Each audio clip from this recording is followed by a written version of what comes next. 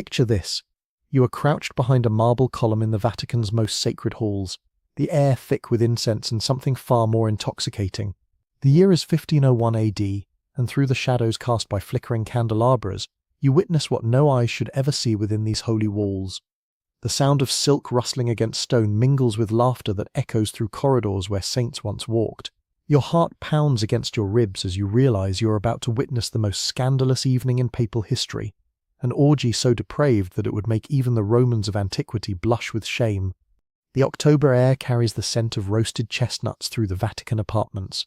But tonight, these humble nuts will become props in a performance that will forever stain the reputation of the Catholic Church. In the private chambers of Cesare Borgia, son of Pope Alexander VI, 50 courtesans prepare for an evening that will be recorded in the most secretive diary of Renaissance Rome, preserved in the Vatican archives for centuries like a forbidden confession hidden beneath layers of pious prayers. Before diving into these forgotten stories of survival and suffering, if you enjoy learning about the hidden truths of history, consider hitting that like button and subscribing for more content like this. And please comment below to let me know where you're listening from. I find it incredible that we're exploring these ancient stories together from different parts of the world, connected across time and space by our shared curiosity about the past. The man who would become known as the most perverted pope in history was born Rodrigo de Borja y Doms on January 1st, 1431 AD, in the Spanish town of Xàtiva near Valencia. The dust of Spanish roads clung to his childhood memories, but destiny would carry him far from those humble beginnings to the marble corridors of Vatican power. His uncle, Alfonso de Borja, had already begun climbing the ecclesiastical ladder, and when Alfonso became Pope Calixtus III in 1455 AD, young Rodrigo's fate was sealed like wax on a papal bull.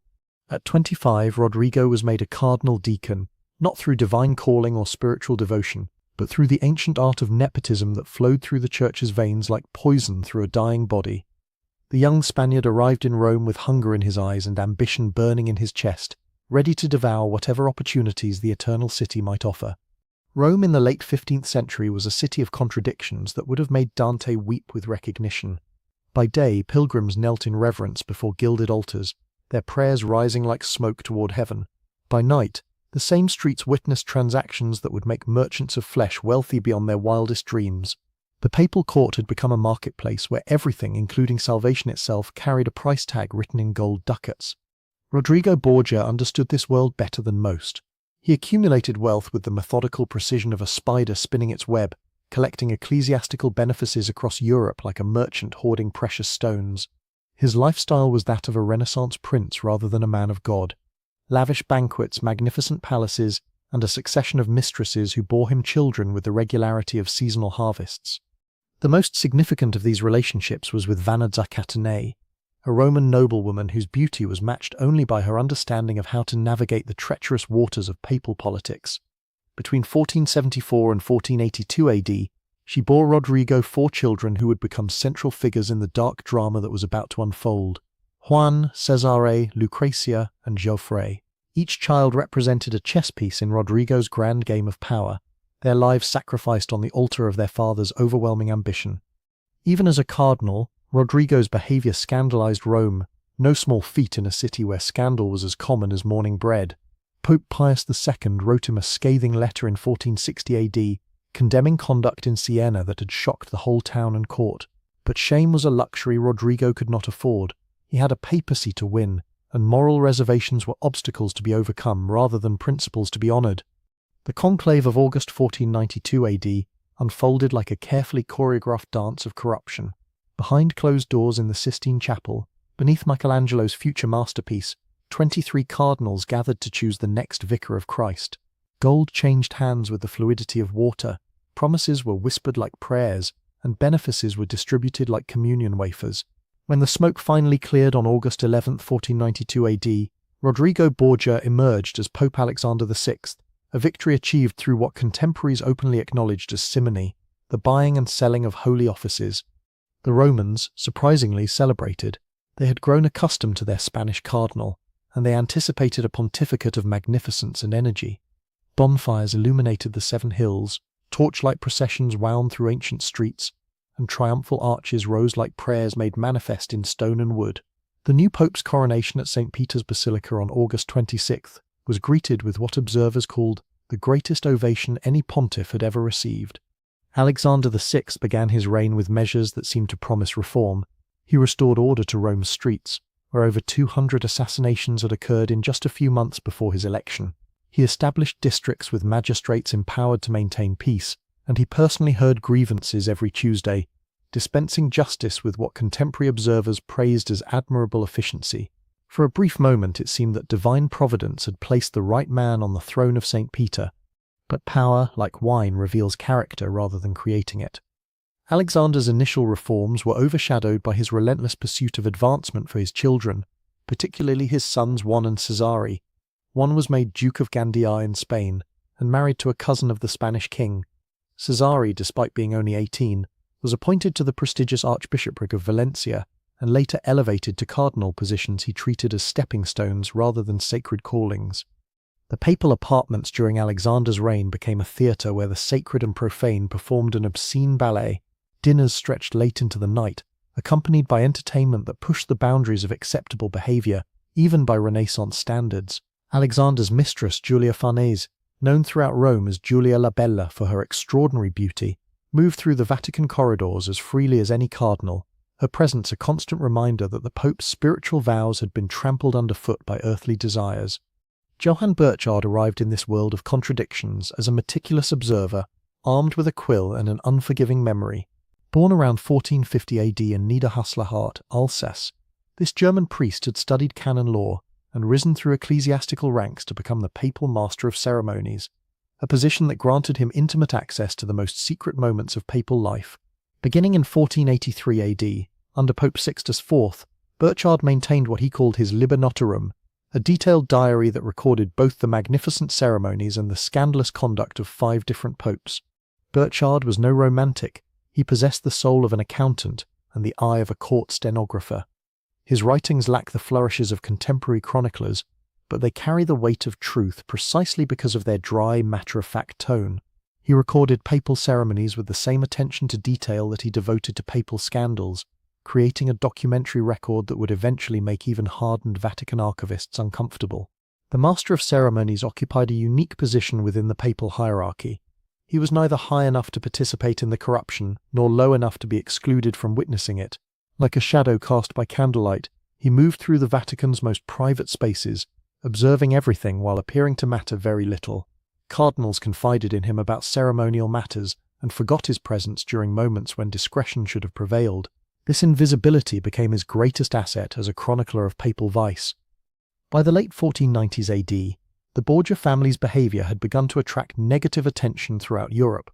Alexander's eldest son Juan had become Duke of Gandia, but his character proved as corrupt as his elevation was undeserved. Stories circulated about Juan's cruelty, his sexual excesses, and his incompetence as a military commander. The golden boy of the Borgia dynasty was becoming a liability that even his devoted father could not ignore. The events of June 14, 1497 AD changed everything. Juan's body was discovered floating in the Tiber River, his throat cut and his body bearing 9 wounds. The murder sent shockwaves through Rome and struck Alexander with grief so profound that observers wondered if divine justice had finally visited the Borgia family. For 3 days and nights, the Pope refused food and sleep, weeping behind closed doors like a broken man rather than the mighty pontiff who had once intimidated kings. In his anguish, Alexander announced a program of church reform. He called for measures to restrain the luxury of the papal court, reorganize the apostolic chancery, and suppress simony and concubinage. For a brief moment it seemed that personal tragedy might accomplish what years of criticism had failed to achieve. A commission of cardinals and canonists began drafting ordinances that anticipated the reforms of the Council of Trent, still decades in the future. But grief, like everything else in Alexander's character, proved temporary. Within months, the reform proposals were forgotten, filed away like embarrassing love letters from youth. The Pope's attention turned to his surviving children, particularly Cesare, whose iron will and ruthless ambition would now drive the family's agenda. If one had been Alexander's heart, Cesare was his sword, sharp, cold, and utterly without conscience. Cesare Borgia possessed a magnetism that drew admirers and enemies alike. Tall, handsome, and possessed of an intelligence that bordered on genius, he had initially been destined for the church like his father, but Cesare's talents lay in warfare and statecraft rather than theology. He resigned his cardinalate in 1498 AD, the first cardinal in history to voluntarily abandon the sacred office, and set his sights on secular power. The political landscape of Italy provided Cesare with opportunities that would have challenged even Machiavelli's imagination. The French King Louis XII needed papal approval for an annulment of his marriage, while various Italian duchies stood ripe for conquest by a sufficiently ruthless commander. Alexander saw in these circumstances a chance to create a kingdom for his son, even if it meant allying with foreign invaders against fellow Italians. Through a combination of siege warfare, assassination, and political manipulation, Cesare carved out a domain in central Italy that made him one of the most powerful men in Europe. His methods were so effective that Niccolò Machiavelli would later use him as the model for the prince, admiring Cesare's ability to combine cruelty with efficiency in the pursuit of political goals. But such success required resources that even papal coffers could not easily provide, leading Alexander to increasingly creative methods of fundraising. The sale of indulgences, church offices, and even cardinals' hats became systematic during Alexander's later years. Wealthy families could purchase ecclesiastical positions for their sons, effectively buying salvation along with social status. The College of Cardinals expanded not through spiritual merit, but through financial contribution, as Alexander appointed 47 new cardinals during his reign, each appointment representing thousands of ducats flowing into the papal treasury and ultimately into Caesare's war chest. Rome during this period resembled a city under occupation by its own rulers. The Borgia family treated the papal states as their personal kingdom, with Alexander as patriarch and Cesare as crown prince. Lucrezia, despite later rehabilitation of her reputation, was used as a political pawn in marriage alliances that served family interests rather than her personal happiness. Her first marriage to Giovanni Sforza was annulled on grounds of impotence when political circumstances changed, and she was quickly remarried to Alfonso of Biseglia, who was later murdered, possibly on Cesare's orders, when that alliance no longer served Borgia interests. The Vatican apartments during these years became a stage for increasingly elaborate entertainments that tested the boundaries of acceptable behavior, even by Renaissance standards. Alexander delighted in theatrical performances, musical concerts and dinner parties that extended deep into the night. Guests included cardinals, ambassadors, wealthy merchants, and an assortment of courtesans whose beauty was matched only by their discretion, or lack thereof. These gatherings served multiple purposes beyond mere entertainment. They were demonstrations of papal wealth and power, opportunities for political negotiation, and testing grounds for loyalty among Alexander's supporters. Cardinals who participated in the Pope's entertainments were implicated in his behavior, making them reluctant to criticize or betray him. Those who refused invitations marked themselves as potential enemies, subject to the kind of retribution that had befallen so many of the Borgia's opponents. The autumn of 1501 AD found the Borgia family at the height of their power, and perhaps their corruption. Cesare had successfully completed his conquest of the Romagna, earning praise from military observers throughout Europe. Alexander had weathered various political crises, including the invasion of Charles VIII, and ongoing conflicts with rival noble families. The Jubilee year of 1500 had brought hundreds of thousands of pilgrims to Rome, filling both the papal treasury and the city's brothels with equal enthusiasm. It was in this atmosphere of triumph and moral decay that Cesare Borgia conceived what would become known as the Banquet of Chestnuts. The exact motivation for the event remains unclear. Was it celebration, political theatre, or simply the logical culmination of years of increasingly outrageous behaviour? Contemporary sources offer various explanations, but they agree on the essential facts that would shock even seasoned observers of papal vice. October 31st, 1501 AD, All Hallows' Eve, when the boundary between sacred and profane was traditionally acknowledged to be at its thinnest.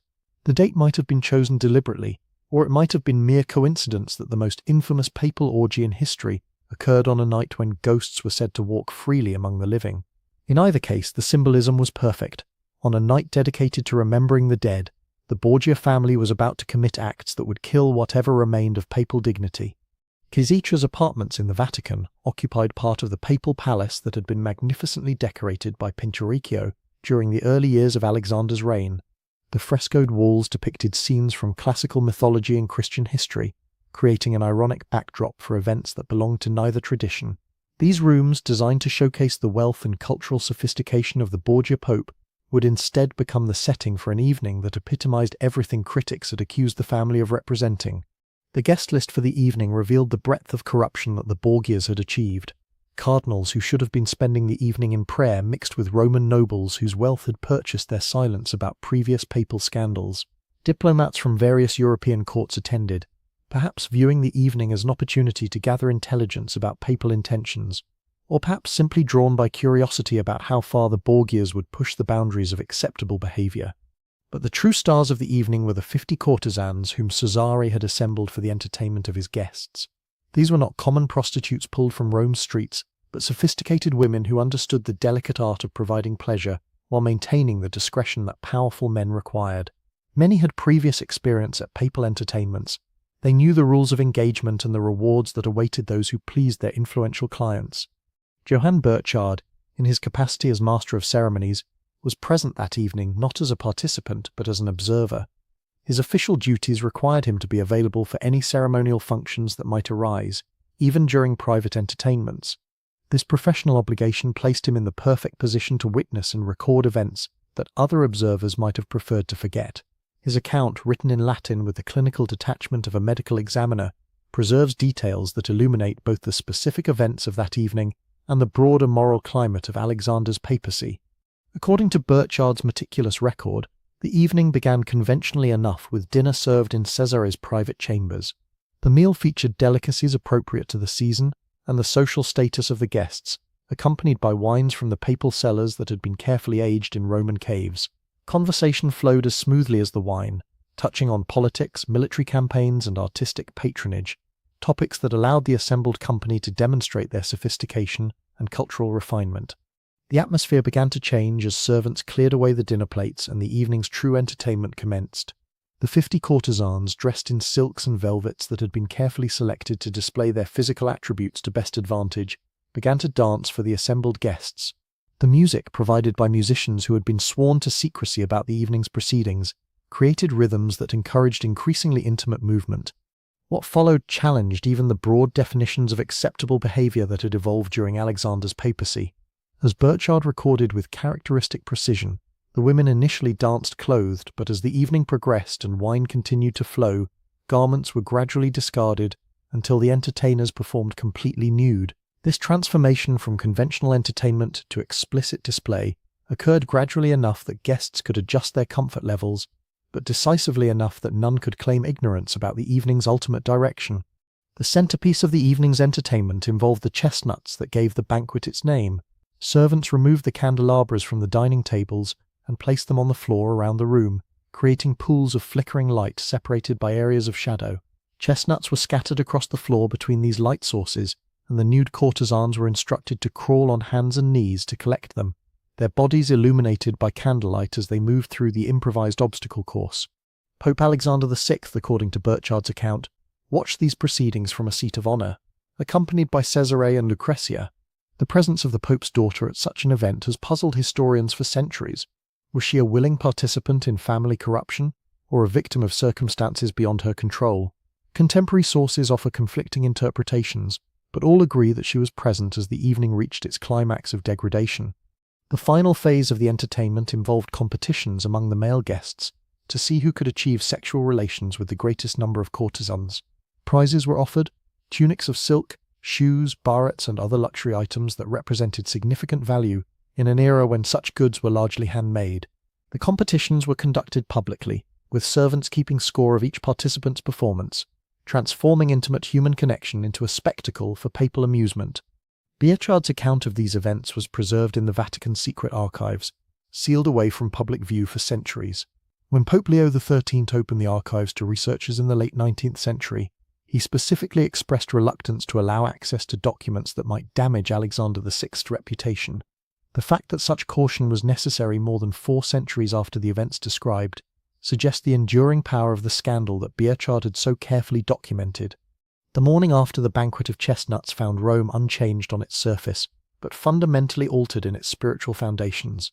Pilgrims continued to arrive for masses at St. Peter's Basilica, cardinals maintained their schedules of meetings and ceremonies, and the Pope himself appeared for public audiences as if nothing extraordinary had occurred. But knowledge of the previous evening's events spread through the city's network of servants, guards, and minor officials who had witnessed or heard about the papal orgy. Word of the banquet travelled beyond Rome through the diplomatic correspondence of foreign ambassadors who had either attended the event or learnt about it from reliable sources. Letters preserved in European archives document the shock and disgust of observers who had thought themselves immune to surprise about papal behaviour. Even representatives of secular rulers who maintained their own courts of considerable moral flexibility expressed amazement at what had transpired in the sacred precincts of the Vatican. The political implications of the scandal extended far beyond questions of personal morality. Reformers throughout Europe, including figures like Girolamo Savonarola in Florence, seized upon reports of the banquet as evidence that the papacy itself had become irredeemably corrupt. Calls for church councils to depose Alexander VI gained new urgency, supported by detailed accounts of behaviour that seemed to confirm the worst accusations against the Borgia Pope. Alexander's response to criticism was characteristically defiant. Rather than expressing remorse or implementing reforms, he intensified his support for Caesare's military campaigns and continued to live with the same magnificent excess that had characterized his entire papacy. If anything, the scandal seemed to liberate him from whatever restraints had previously limited his behavior, as if public acknowledgement of his corruption freed him from the necessity of maintaining even superficial respectability. The banquet of chestnuts occurred near the end of Alexander's papacy, but it was not an isolated incident of moral failure. Instead, it represented the logical culmination of years of steadily escalating corruption that had transformed the papal court into something that would have been unrecognizable to earlier generations of Christian believers. The sacred and profane had become so thoroughly intermingled that distinguishing between them required an effort that few were willing to make. Savara Borgia's career continued to flourish in the immediate aftermath of the scandal, suggesting that moral outrage had little impact on political calculations in Renaissance Italy. His military successes continued to earn praise from observers who admired effectiveness regardless of the personal character of those who achieved it. Machiavelli's later analysis of Savara's methods explicitly separated political skill from moral virtue, arguing that successful rulers must be willing to employ any means necessary to achieve their ends. But success built on such foundations proved temporary. Alexander VI died on August 18, 1503 AD, possibly from malaria, but surrounded by rumours of poisoning that reflected the atmosphere of suspicion and violence that had characterised his reign. His death brought immediate consequences for his children. Cesare's political support evaporated without papal protection, and he died fighting as a common mercenary in Spain just 4 years later. Lucrezia survived to become Duchess of Ferrara, but her later life was overshadowed by the scandals of her youth and the notorious reputation of her family. The new Pope, Julius II, refused to occupy the Borgia apartments where the banquet of chestnuts had taken place. He moved to rooms on the floor above, which he commissioned Raphael to decorate with frescoes that would become some of the most celebrated artworks in Vatican history. This physical relocation symbolized a broader attempt to distance the papacy from the moral failures of Alexander's reign, though the damage to papal reputation proved more difficult to repair than damaged apartments. Historical assessment of the banquet of chestnuts has varied according to the moral and political climate of subsequent eras. Catholic historians of the 19th and early 20th centuries often disputed the accuracy of Burchard's account, arguing that a reliable witness could not have documented such extreme behaviour, or that later interpolations had corrupted the original text. Protestant historians conversely embraced the scandal as evidence supporting their criticisms of papal authority and Catholic claims to moral leadership. Modern historians generally accept the basic accuracy of Burchard's account, while placing it in the broader context of Renaissance Italian culture.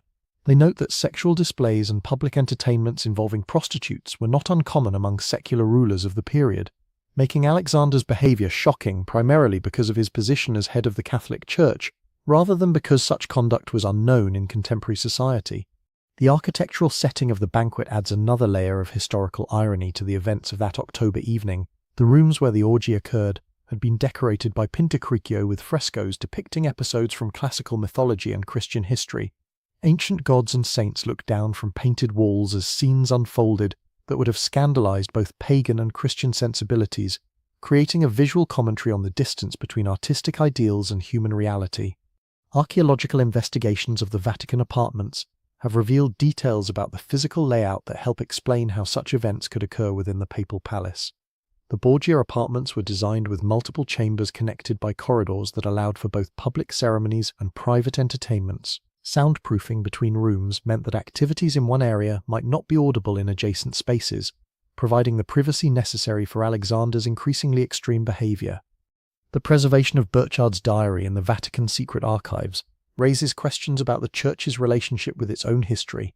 For centuries, these documents remained sealed, accessible only to a handful of researchers who had received special permission from papal authorities.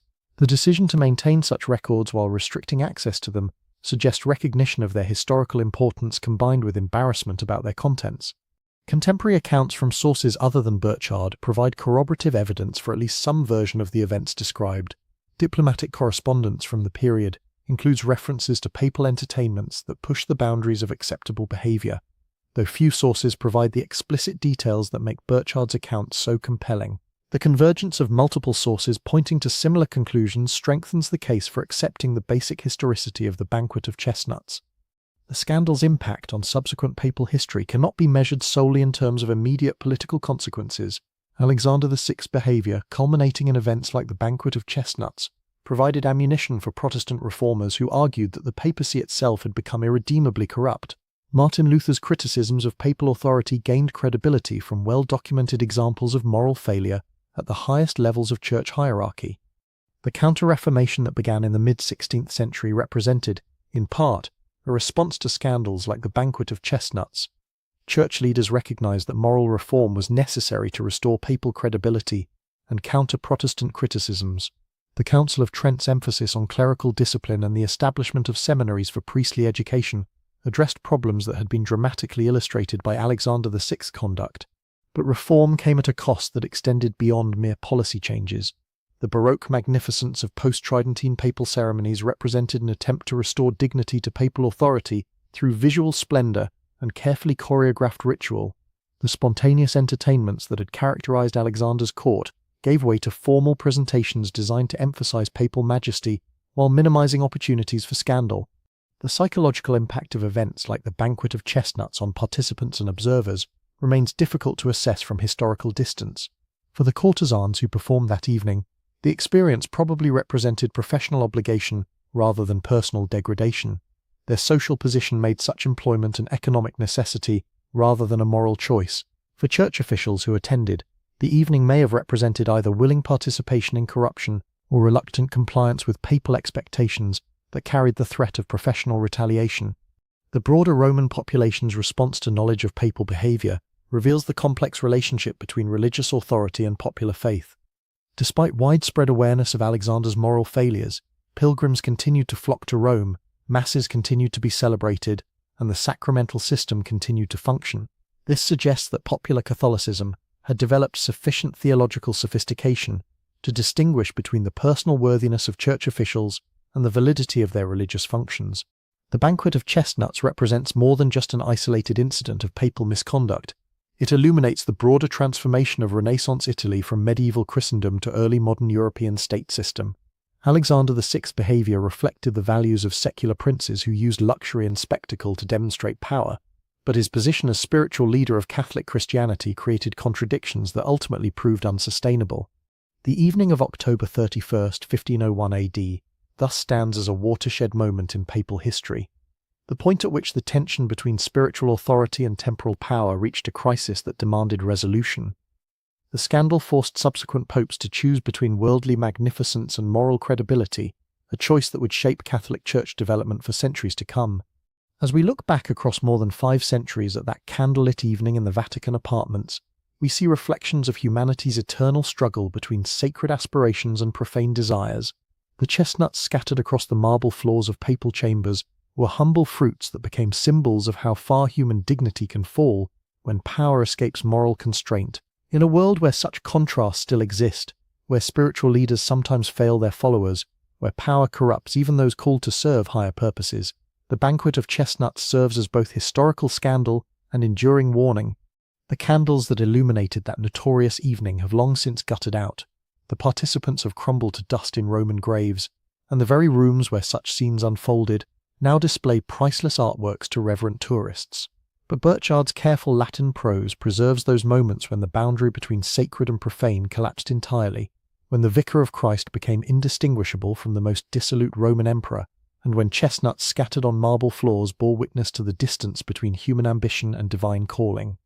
In the end, perhaps that is the true significance of Alexander VI's forbidden orgy, not as evidence of individual moral failure, but as a mirror reflecting the eternal human capacity for both transcendence and degradation.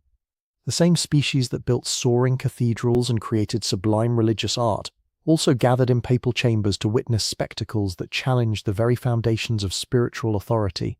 The chestnuts strewn across those Vatican floors were gathered up before dawn, but the questions they represent about power, faith, and human nature continue to scatter themselves across the floors of history, waiting for each generation to decide what it will make of the legacy left by the most perverted pope who ever claimed to hold the keys to heaven